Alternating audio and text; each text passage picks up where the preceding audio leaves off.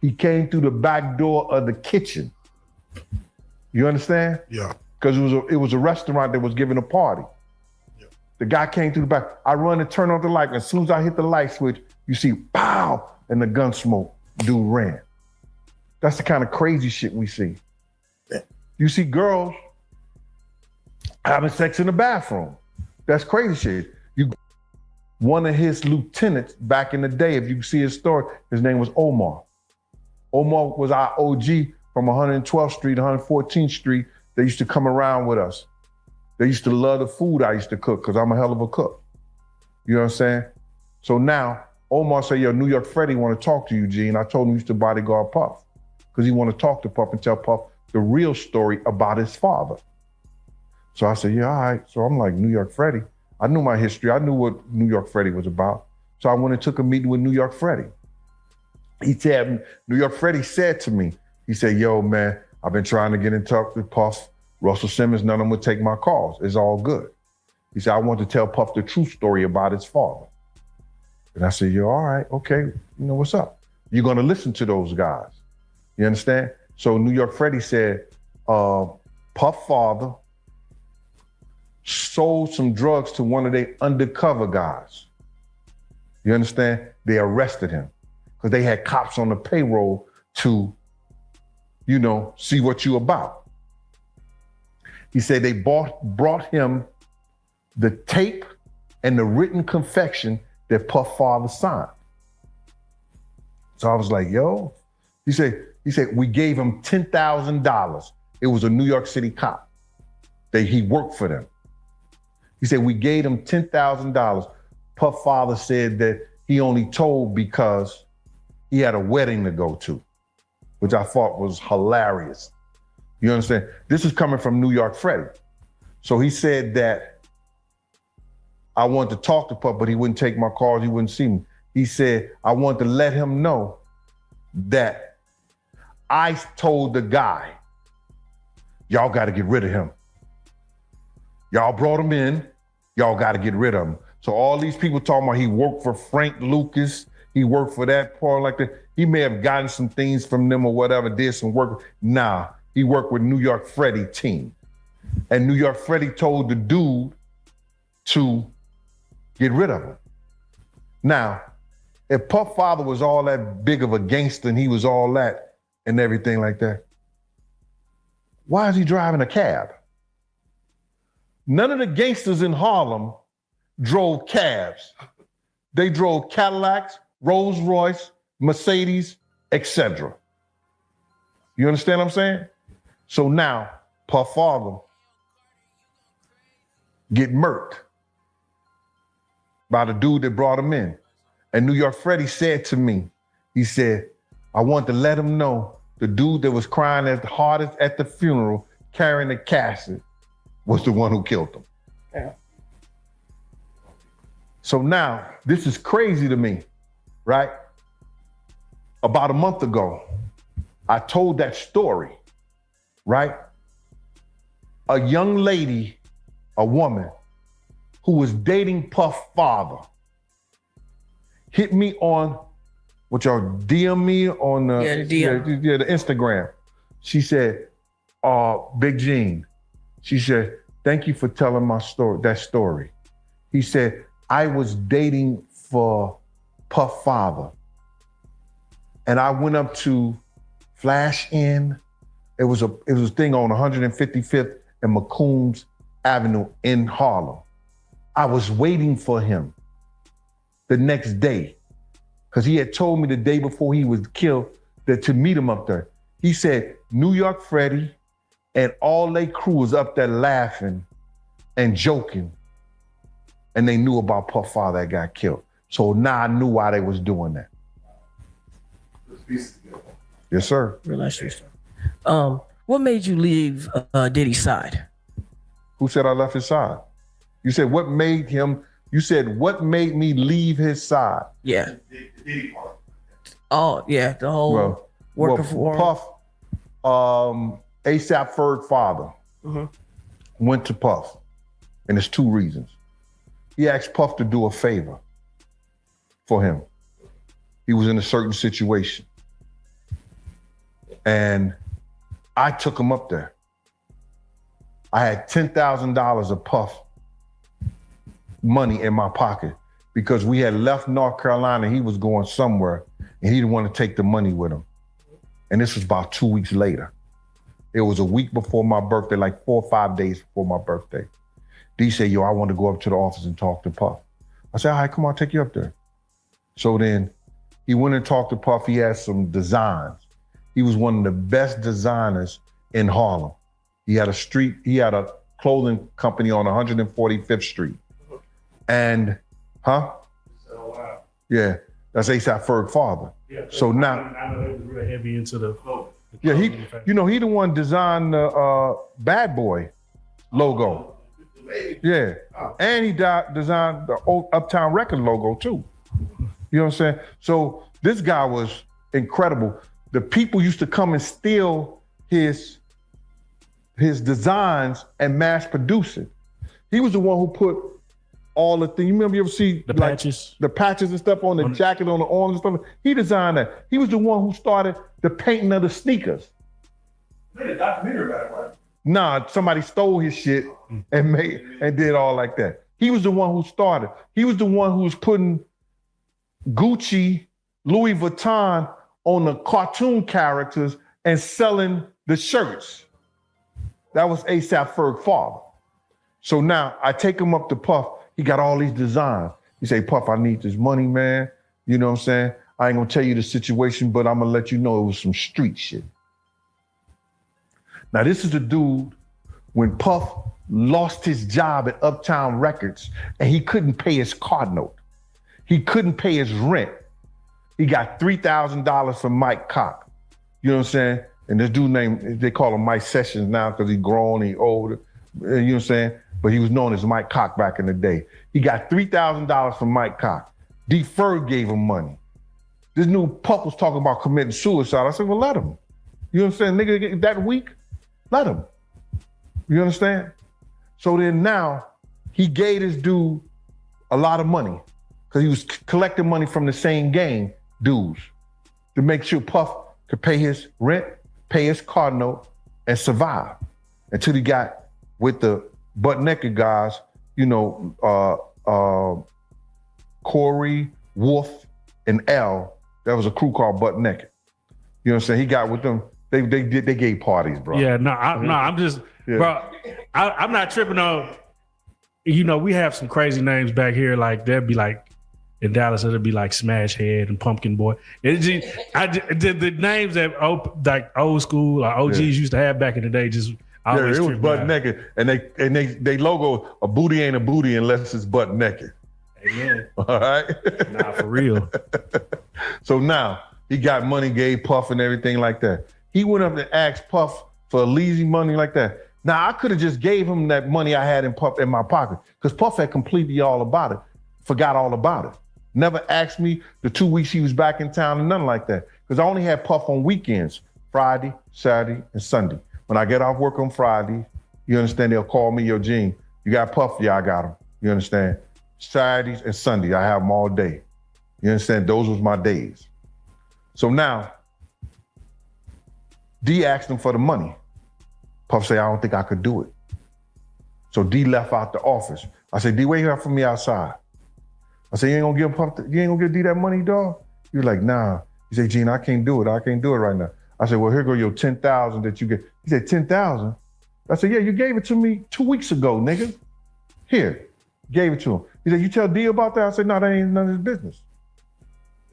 Wait, Puff was I don't want to say broke, but struggling artist. This is when he became, he was on now. Okay. This is some time after. This was after the city college. See, I gave you the time when after the city college, he lost his job. Nobody was effing with him the whole 9 yards. Then he went to that whole period where the dudes from Butt Naked, Wolf, L, and Corey, gave him the money to start up Bad Boy so he could keep Big, Craig Mack, and everything. Then he gets the deal from Clyde Davis. You understand? Now they put out Flavor in Your Ear. Do the Big Mac commercial, that Big Mac campaign. I told Ms. Wallace everything till she was crying and told me to be quiet. She didn't want to hear no more about the night her son died and what was going down and what I told Puff and what I said to Big, the whole 9 yards, how I pulled him out the car, all that. So, bruh, this is nothing new to me. This is just post-traumatic stress that I constantly lived through. And I talk about it to get over it and get me through the night. I'm not a drug abuser. I'm not a drug addict. You understand? I'm not an alcoholic. It's a good thing that I found YouTube and I found certain things other than sitting on a couch.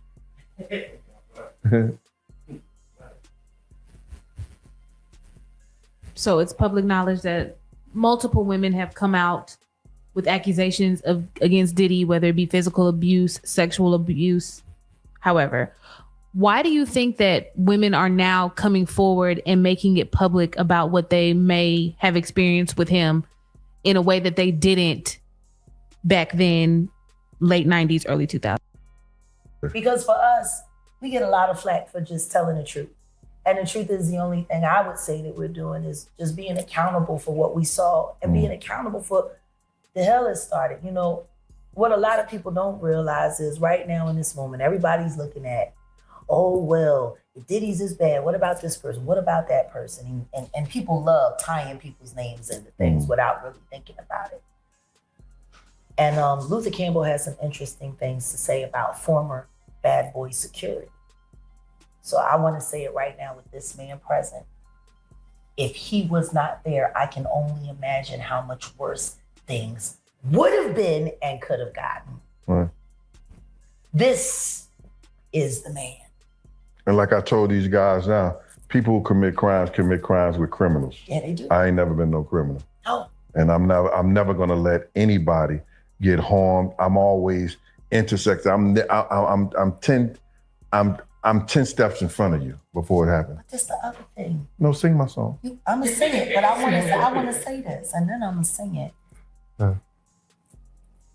In positions that we've been in, and the people that we've been around, you had it made. So did I. There was a disagreement in the way things were going. You went your own way. Right. I went my own way. If it was really, if we were terrible people, you don't walk away. You stay. It was made. You were the man of all, period. Imagine, you know, as he went on into his billionaire status, all the things. I could have just kept my mouth closed. Period. I didn't have to tell Miss Wallace nothing. Nothing. I didn't have to say nothing to nobody. That's what people don't understand. I chose to. You understand? They want to make up the stories they want to make up. And that's what you get this internet. You got a lot of people making up stuff. But then when the stuff come true, they look stupid. They don't say nothing. They quiet as a church mouse. I believe that women have been coming out, but nobody was listening. You understand? Nobody wanted to hear it. Did you hear that guy Van from what you call that show was on TMZ? He said somebody told him the story about Gina years ago, but he didn't want to hear it, and he wasn't going to take it to TMZ because they was in partnership or Diddy was in power. So he wasn't going to bring it up. Yo, you know how many girls have came to me about other artists? Women have always been telling these stories and wanted somebody to talk to or somebody to do something about it, but nobody would do it. No, the police wouldn't take it. You understand? Lawyers wouldn't take it. Now lawyers see a paycheck. They taking it. And that's what it's about. Women have always been talking about it. From a perspective of someone who has been in law enforcement, as well as someone who has participated in bodyguarding or protecting celebrities, what is it about men who are celebrities and abuse? Like, why is that so? Do you feel like it's so common that women are like, hey, these celebrities are abusers, they're sexual assaulters? Why is there such a connection with that in such abundance, do you feel? If I was to speak on a personal level, which I can only say on a personal level, it has to do with money. You understand? See, they learn, if you notice, those people learn from a different aspect. Remember the song Money, Power, and Respect? They got that money, which they thought they had power and they should have respect. But we learned, if you learn from where I came from, and if you from any hood in America, you got to get the respect first, which give you the power. And somehow you make money. You understand? They got it ass backwards. So they see through a different window. I've seen guys, let me just say, all these guys that y'all see as superstars, they used to beg to jump in the picture. Right. From your Jay-Z, you understand? From your Mace, your camera, they used to jump to be in the picture with everybody. And now they be like, they don't want to be in the picture. They don't want to be seen. Used to have them at the door, begging to get in. Now, they send their PAs. They send their publicists. Yo, make sure I just walk in. I ain't waiting on no line. That money does a lot of strange things. You ever heard a thing? You'll do a little strange for a little change? Right. That's how they go. Being the background of the law enforcement, right? Right. Is Diddy going to jail? I think that the easiest thing to do is to get somebody on some money laundering. Did he have over 18 companies that he was dealing with? He put every business in his children's name or his mother's name. I don't think any of those businesses are straight into his name. So it's got to be some shadiness going on somewhere. The government wouldn't ask for all the IRS papers. You understand? All the tax papers for the last 3 years of any of his companies if they didn't think something was going on. You understand? So if he doesn't go for any of the assaults or something like that, I don't know. It may be something having to do with tax evasion, money laundering, or something like that. Or maybe even drugs or something. Because they had that guy, Jonathan Odie. Yeah. You understand? They was talking. Now, we know that there are men who are abusive to women and treat the opposite sex in a certain manner. But we do know there's a lot of women who look for that quick payday. You got the groupies, they're trying to get the baby, or they're trying to find a way to connect with the artist. Do you think there's a larger percentage of women who are just crying wolf, or do you think more of it is genuine? I didn't look at it in that perspective. I look at it as that whatever they can prove, Sure. you understand, is what they're gonna go after. You had a young lady said, this man beat me till I lost my baby, punched me in my head, kicked me in the stomach. And nobody believed her. Gina. Mm-hmm. She got on Tasha K saying the whole story and nobody believed her. I have a different question because it's interesting. You're in law enforcement, but I know you also had relationships with certain street dudes. When you're dealing with personalities like that, is there such thing as a good street dude or a bad street dude, or do you view them as the same kind of? Bro, I'm a street dude that just went to college, got my degree, got a good job. You understand? Right. I could tell you that the lamp The light pole was my lamp and the curb was my pillow. But that don't mean I have to do what people who make their living in the street do. Right.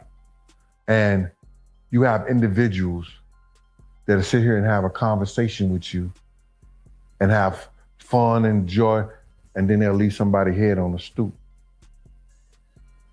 You got dudes that'll make that money and hustle hard like he was a 9 to 5, working 12 hours a day, and blow that 50,000 on a chain, a ring, a car, or throwing it up at the strippers. Your character has more to do with how you was raised, who you respect. You understand? Yeah. So to say street dudes, I met doctors that were street dudes. I met lawyers that were street dudes. Now, you're a pretty big guy. You probably could have had your way in the streets. Probably could have made a lot of street money. What made you decide law enforcement, and what made you go that route? Well, I was an investigator for child abuse. Right. I worked in the schools before I first came out. I worked with the youth, and I'd rather have a slow nickel than a fast dollar any day. Amen. I'm glad. Ain't nothing wrong with a slow nickel, brother. A slow nickel build communities. A slow nickel keep you home with your girl. A slow nickel, you understand, gives you situations like you have right now.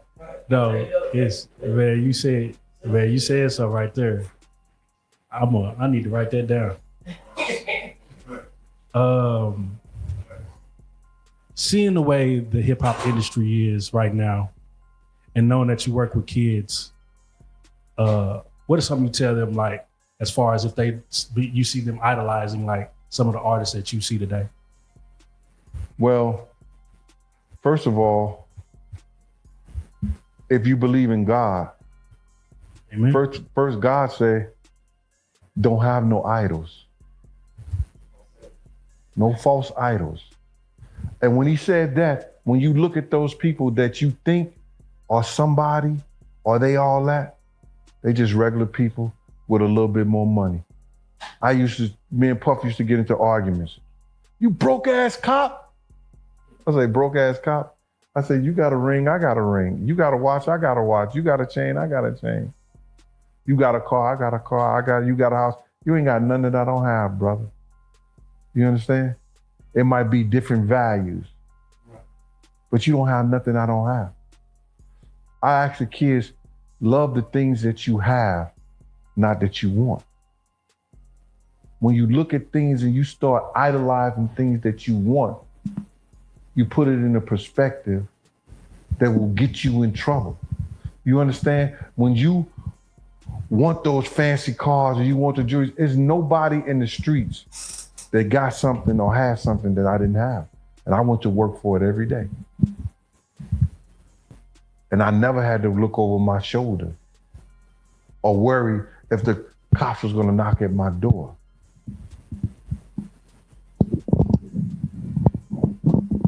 Last thing I have to ask, knowing, of course, what took place with Kim Porter, what she went through.